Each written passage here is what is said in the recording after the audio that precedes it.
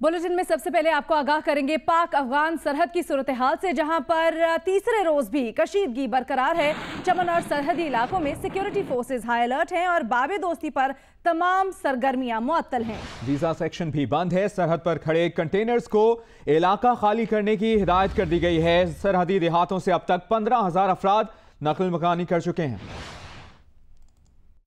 चमन में पाक अफगान सरहद पर तीसरे रोज भी कशीदगी और शहर में हाई अलर्ट बरकरार है। सरहद पर मजीद देहात से लोगों का इनखला जारी है और अब तक अंदाजे के मुताबिक 15,000 अफराद घर बार छोड़कर महफूज मुकामात पर मुंतकिल हो चुके हैं। बाबे दोस्ती पर वीजा सेक्शन बंद है, जबकि कस्टम हाउस और निजी टर्मिनल पर खड़े कंटेनर्स को इलाका खाली करने की हिदायत कर दी गई है। मुतासरा देहात से नकल मकानी करने वालों के लिए जिला इंतजामिया की जानिब से पुराना चमन दरा कोजक के करीब खैमा बस्ती कायम की जा रही है। 2 रोज के दौरान पाकिस्तान और अफगानिस्तान के दरमियान फ्लैग मीटिंग का दूसरा दौर भी बेनतीजा रहा है। पाकिस्तानी हुदूद में पाक फौज और FC के ताज़ा दम दस्ते हर किस्म की सूरत हाल कंट्रोल करने के लिए मौजूद हैं। चमन की भी फिजाई निगरानी की जा रही है। पाक अफगान सरहद से मुतसिल देहात के लोगों की नकल मकानी जारी है। जिला इंतजामिया का कहना है कि मुतासरीन के लिए पुराना चमन दुरा कोजक पर खैमा दस्ती बनाई जा रही है। इससे मुतालिक मजीद जानते हैं नूर जमान अचकजई से। नूर, बताइएगा जो खैमा बस्ती कायम की गई है सरहदी इलाके से कितनी दूर बनाई जा रही है और इसमें क्या सहूलतें फराहम की जाएंगी?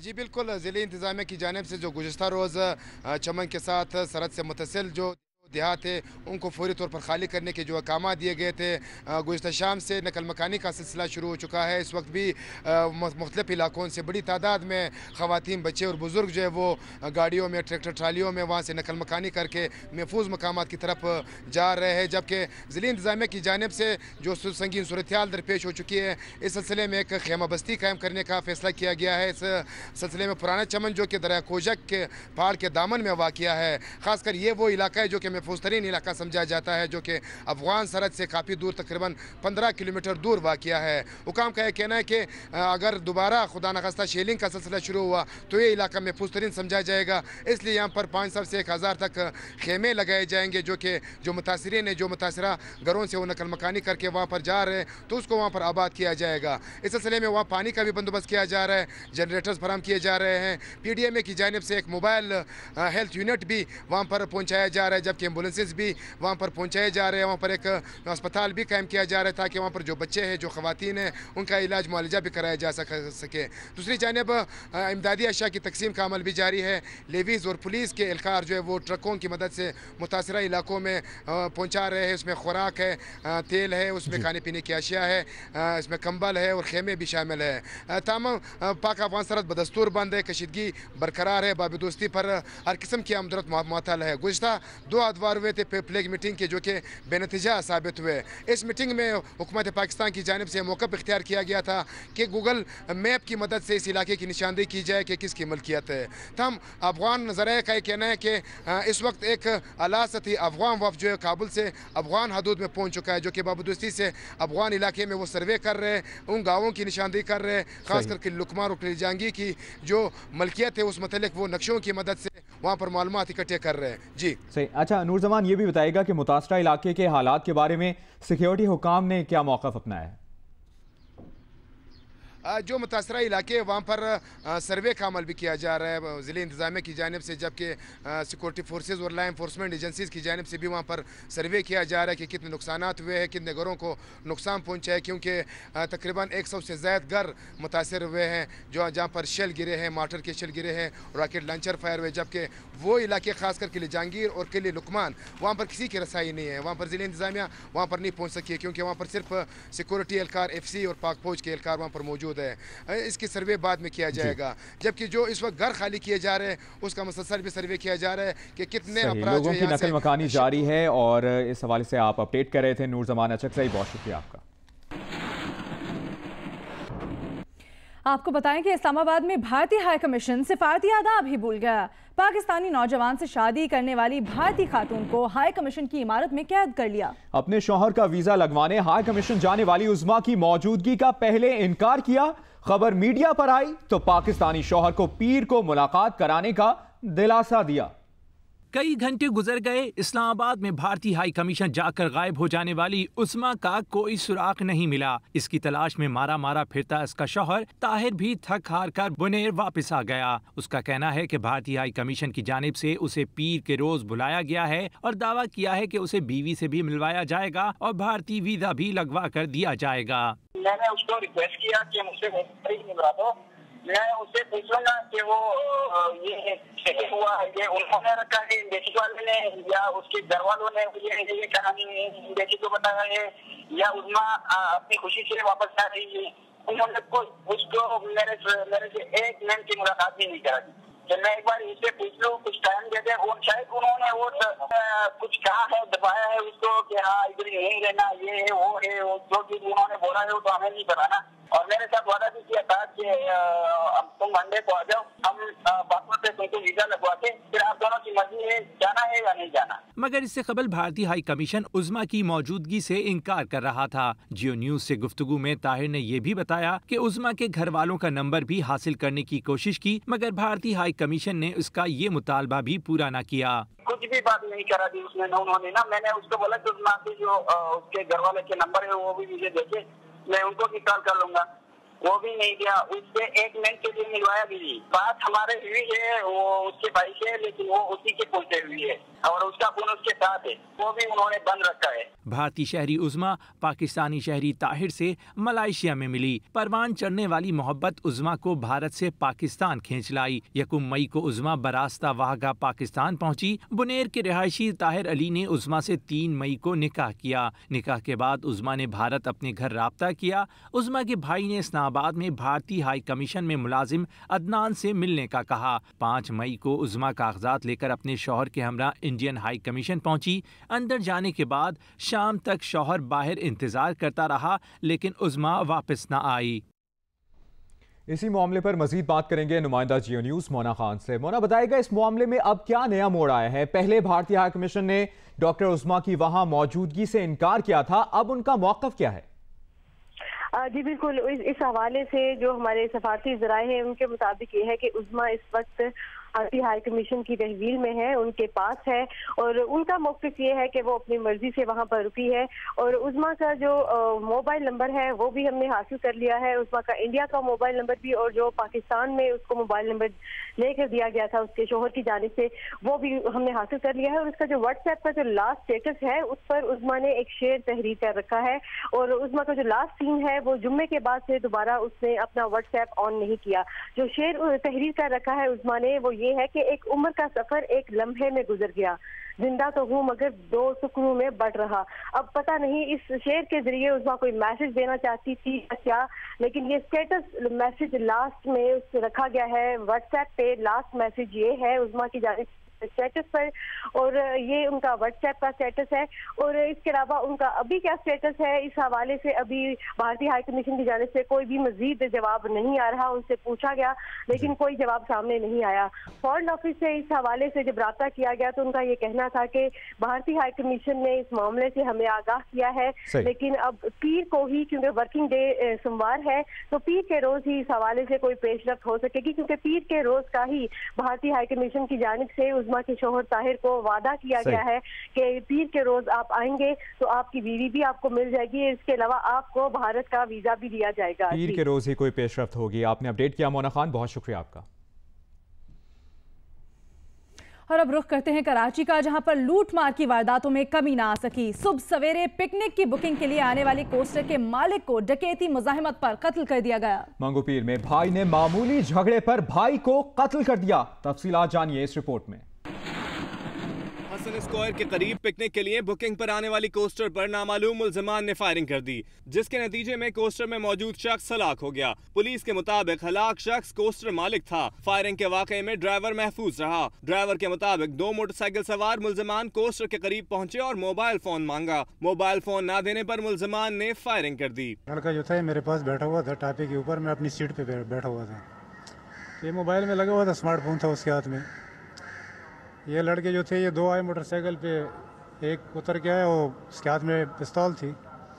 उसने इससे मोबाइल छीनने की कोशिश की, इसने मना किया तो इसने फायर मार दिया और मोबाइल उठा के ले गया, निकल गया बस। पिकनिक के लिए जाने वाले तमाम अफराद और ड्राइवर से पुलिस ने तफ्तीश शुरू कर दी है। मकतूल की शनाख्त अब्दुर्रहमान के नाम से हुई है। उधर औरंगी टाउन नंबर 5 में लूटमार करने वाले मुबैना डाकू को तशद्दुद का निशाना बनाकर हलाक कर दिया गया। पुलिस के मुताबिक हलाक मुलजिम का एक साथी फरार होने में कामयाब हो गया। मंगो पीर में भाई ने दूसरे भाई को छुरियों के वार करके कत्ल कर दिया। लांढी के इलाके में पुलिस ने कार्रवाई करके 3 मुलजिमान को गिरफ्तार कर लिया है। मुलजिमान के कब्जे से भारी तादाद में गुटखा भी बरामद किया गया। कैमरामैन नासिर अली के साथ खमर अली मस्तूई, जियो न्यूज कराची। इसी से मुतालिक आपको बताएं, वज़ीर आला सिंध मुराद अली शाह ने हसन स्क्वायर पर फायरिंग का नोटिस ले लिया है। तर्जुमान के मुताबिक वज़ीर आला सिंध ने IG सिंध से वाक़े की रिपोर्ट तलब कर ली है। मुराद अली शाह का कहना है कि पुरअमन शहरियों के साथ ऐसी वारदातों को बर्दाश्त नहीं किया जा सकता। शहर में खौफ की अलामत दहशतगर्दों को चुन चुन कर खत्म किया जाएगा।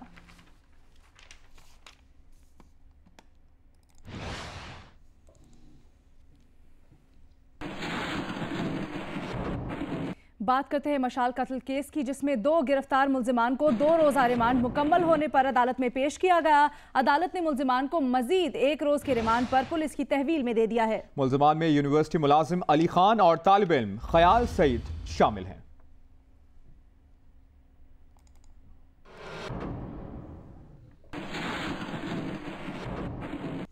मौसम की बात हो जाए तो सिंध, पंजाब और बलूचिस्तान के बेशतर शहरों में हब्स, लू और झुलसा देने वाली गर्मी पड़ रही है।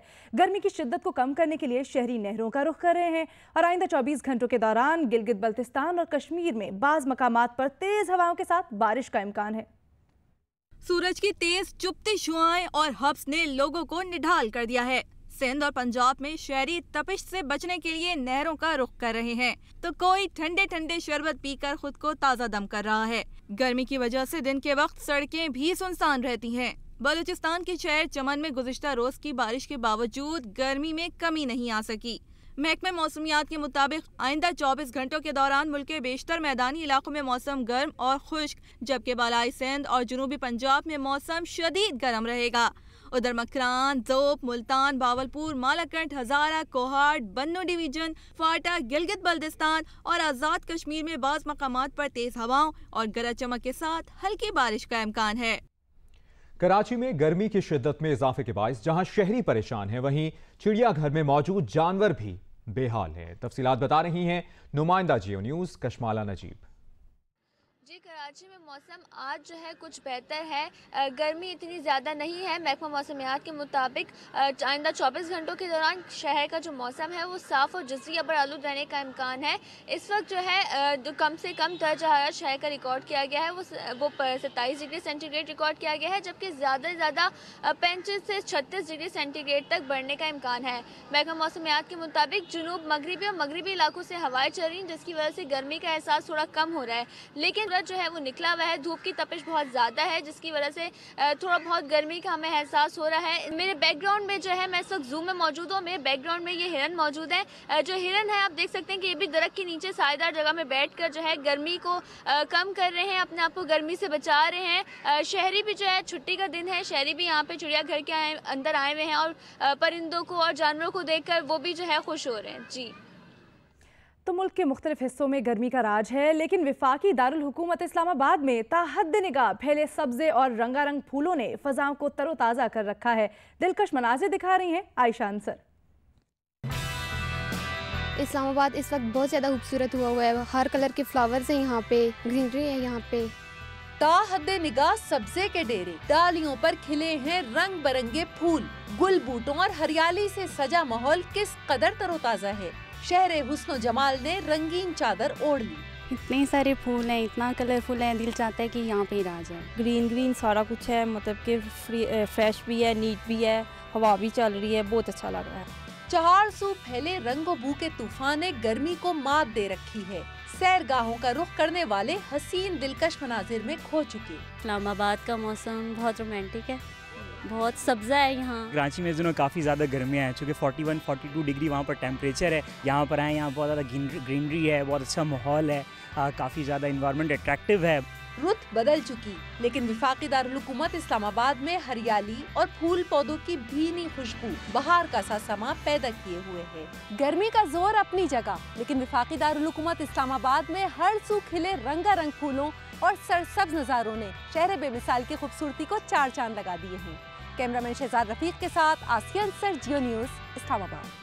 मौसम गर्मा का जिक्र हो रहा है तो कुछ छुट्टियों की भी बात कर लेते हैं। पंजाब के सरकारी तालीमी इदारों में मौसम गर्मा की छुट्टियां 23 मई से कराने का उसूली फैसला कर लिया गया है। ज़राए महकमा तालीम के मुताबिक गर्मी की छुट्टियां जल्द देने की वजह शदीद गर्मी और रमजानुल मुबारक की आमद है। ज़राए के मुताबिक निजी तालीमी इदारों ने 23 मई को छुट्टियां देने से इनकार कर दिया है। उनका मौक़िफ़ है कि 30 मई तक इम्तिहानी शेड्यूल दे चुके हैं, इसलिए 23 मई से तातीलात नहीं दे सकते।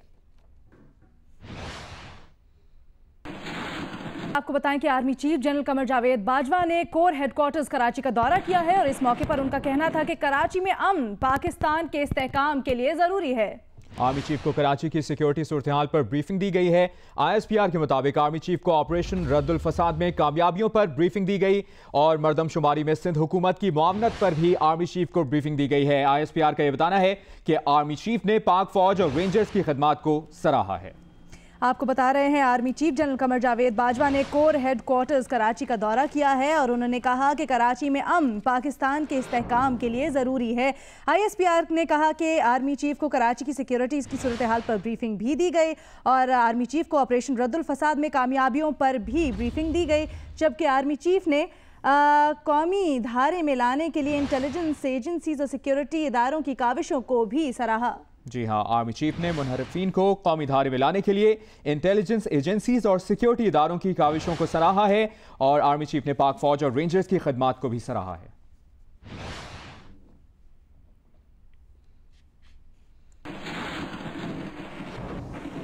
पीपल्स पार्टी के शरीक चेयरमैन आसिफ अली जरदारी ने सिक्योरिटी खदशात के पेश नजर अपना दौरा दीर मुलतवी कर दिया और अपनी नुमाइंदगी के लिए साबिक वज़ीर आज़म सैयद यूसुफ रजा गिलानी को तीमरगरा भेज दिया है, जो वहां पीपल्स पार्टी के जलसे से खिताब करेंगे। पीपल्स पार्टी को आज तीमरगरा लोअर दीर में ताकत का मुजाहरा करना है। पीपल्स पार्टी के शरीक चेयरमैन आसिफ अली जरदारी को लाहौर से जलसे से खिताब के लिए जाना था, मगर सिक्योरिटी खदशात के पेश नज़र इन्हें दीर जाने से मना कर दिया गया, जिसके बाद आसिफ अली जरदारी ने अपनी नुमाइंदगी के लिए साबिक वज़ीर आज़म सैयद यूसुफ रजा गिलानी को तीमरगरा भेज दिया है। अब वो उनकी जगह जलसे से खिताब करेंगे।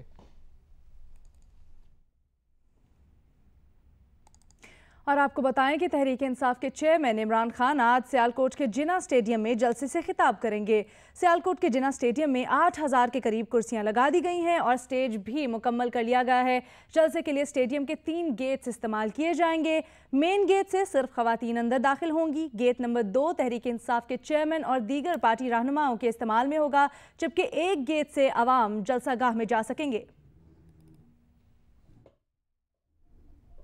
बहावलनगर में पुलिस ने निजी स्कूल की 2 खातून असातिज़ा के खिलाफ मुकदमा दर्ज कर लिया। दोनों उस्तानियों ने गुज़श्ता रोज 7वीं जमात के तालिब इल्म पर तशद्दुद किया था। गुज़श्ता रोज बहावलनगर के चक 51 फतह के निजी स्कूल की 2 खातून असातिज़ा ने मुबैना तौर पर 7वीं क्लास के तालिब इल्म को सबक याद ना करने पर डंडों से तशद्दुद का निशाना बनाया, जिससे तालिब इल्म जख्मी हो गया और इसकी एक आंख पर शदीद चोट आई। बच्चे के वालिद के मुताबिक स्कूल इंतजामिया ने मामले को दबाने की कोशिश की।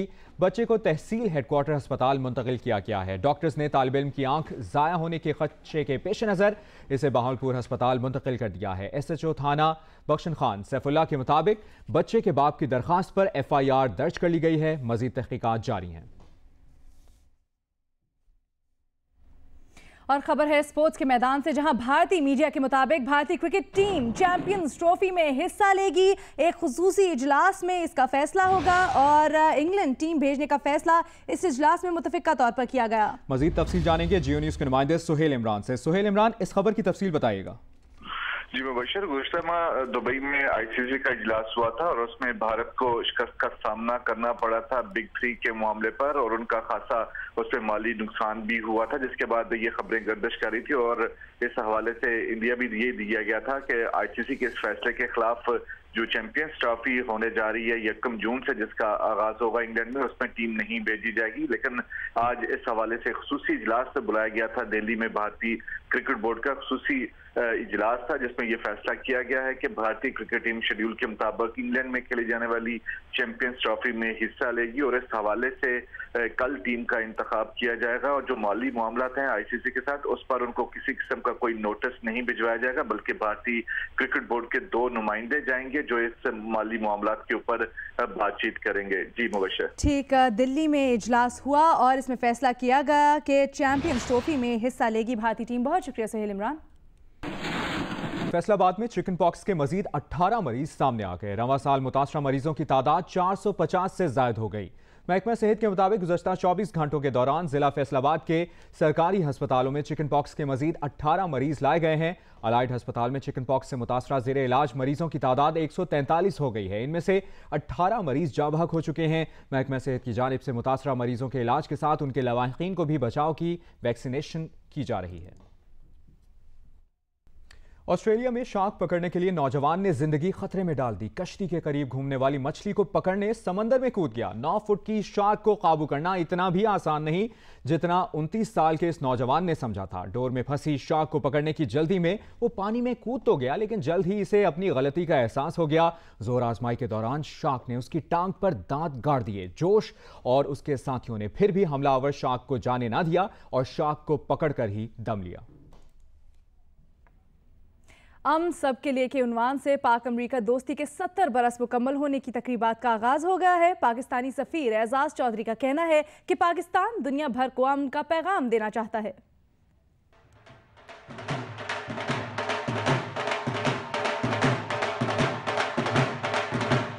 पाक अमरीका दोस्ती के 70 साल मुकम्मल होने पर पाकिस्तानी सफारतखाना वाशिंगटन में रंगारंग तकरीब का इनेकाद किया गया। तकरीब में पाकिस्तानी और अमरीकी शहरियों की बड़ी तादाद मौजूद थी। पाकिस्तानी और अमरीकी फनकारों ने कौमी धुनों पर टैबलोस पेश किए और ढोल की थाप पर भंगड़े भी डाले। सफीर पाकिस्तान एजाज अहमद चौधरी का कहना था कि 70 साल तकरीबात का मकसद दुनिया को उम्मीद, मोहब्बत और दोस्ती का पैगाम देना है।